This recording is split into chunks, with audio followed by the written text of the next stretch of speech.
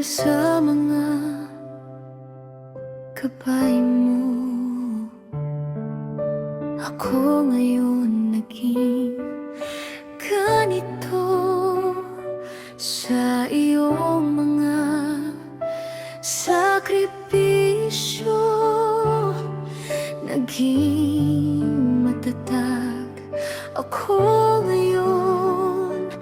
Dahil sa iyong mga payo, ang iyong pagmamahal ay walang katulad sa lahat ng oras. Dakila ang iyong puso dahil sa sakripisyo mong walang kapalit. Kapag